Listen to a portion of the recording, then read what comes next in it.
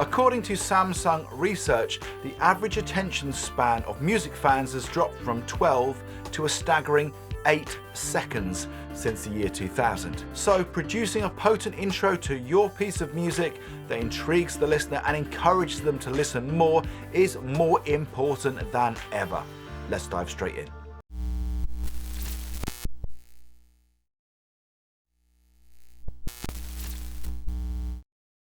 Let's break what a successful intro does down into 3 factors. Firstly, intrigue. We want to make sure that the listener is excited enough to think, I really want to hear what's coming up next. That leads me on to number 2, anticipation. Not only do you want the listener to be excited about what's coming up next, but you want to create a buzz about what's coming up next as well. That sense that something better is about to happen, something big and exciting. And thirdly, suggestive storytelling.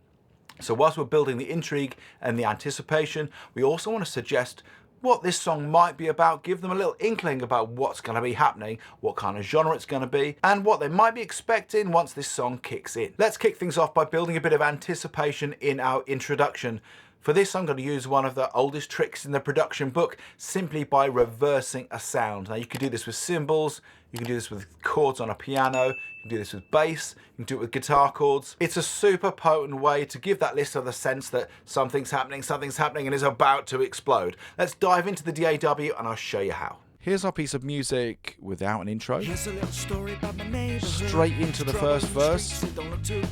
So I've already pre-prepared a piano chord. This chord is the first chord of the verse. You can play around with chords. Typically that will work, or a chord which would be preceding however your song starts. So if your song is starting with the verse like this, perhaps you want to use the last chord of the chorus, for example, so it leads nicely into that verse. But whatever works. This one, as I say, is the first chord, simply reverse. So here's the chord. It's as simple as that. In Studio One, it's just a right click and reverse audio. So now we've got this sound on its own, building anticipation. So I've already put this into place. Let's take a listen to what that does to our intro. Here's a little story. So we're starting to build some anticipation by reversing that piano chord, and again you could do this with bass, you can do this with guitar, synths, just about any sound you want. But I'm going to show you a couple of other sounds which do the job too to build some anticipation. This first one is a sample. This one was from Free Sounds, and this is more of an orchestral mallets on a cymbal. This is what it sounds like. So now let's bring that one in too, alongside our reverse piano chord. Here's a little story about my neighborhood. Starting to get somewhere. I'm going to add in one more sound. For this one, I'm going to use guitar feedback, which works very much like either building a cymbal or reversing that piano as I did at the start. It's building a sound. And this sample starts on the left and it swoops over to the right hand side and it gains tension as the feedback increases. This is what the sample sounds like on its own. And now all 3 of these together to create anticipation at the start of our song.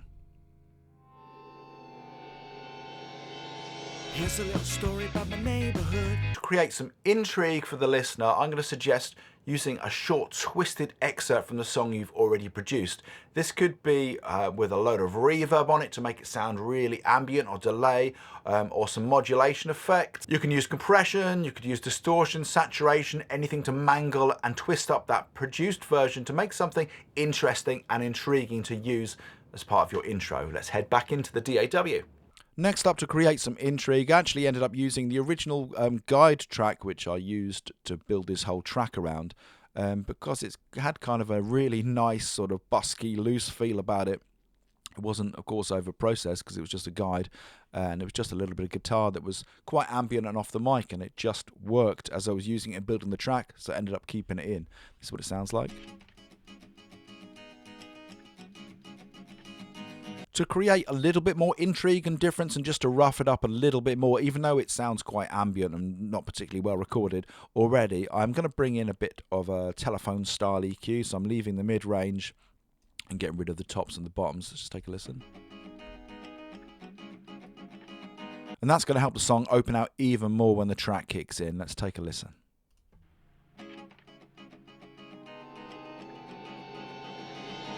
Here's a little story about my neighborhood. I'm going to add an ambient soundscape to my intro to fill in some of that storytelling that I mentioned at the top of the video. Now this could be city sounds for an urban track, this could be rain, it could be bird song, anything that's suggestive to the song or that creates the appropriate mood. This is a great opportunity to get creative, go record some sounds that you're looking for your intro. Alternatively, paid for sites like Arcade by Output, which has loads of creative soundscapes bundled in it. Okay, let's head back inside the DAW. I'm going to add my storytelling soundscape. So to suggest some story to this intro, I'm using an urban city feel with some sirens in it. This song talks about police, it talks about tough city life, and so this sample just fits in just great. Check it out, it's from Free Sounds. That rise and fall of the siren also creates a kind of modulated feel and a bit of confusion and a bit of disassociation once you put everything together. So let's take a listen to our intro.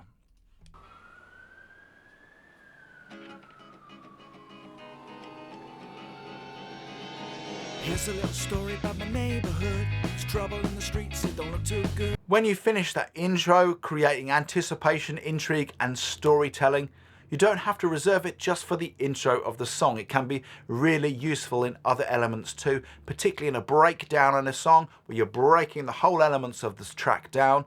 Then when you want to bring the listener back up again, you can recycle some of those hooky elements that you used at the start of your track. So I've got a sparse breakdown after the guitar solo in this song, and it's a good opportunity to recycle and reprise some of those ideas from the intro right at the start. So I'm reusing the siren sample, I'm reusing that reverse piano chord too, and that kind of turns the intro ideas more into a hook.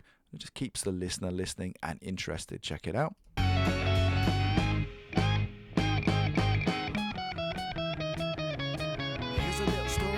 And of course it helps that final third verse to kick in. I hope you found that video super useful today. I wish you all the best creating awesome intros to your music that's going to keep the listener listening. Thanks for checking this out here on NOIZ Hub Media. I'm Johnny Good from realhomestudio.com. I'll see you next time.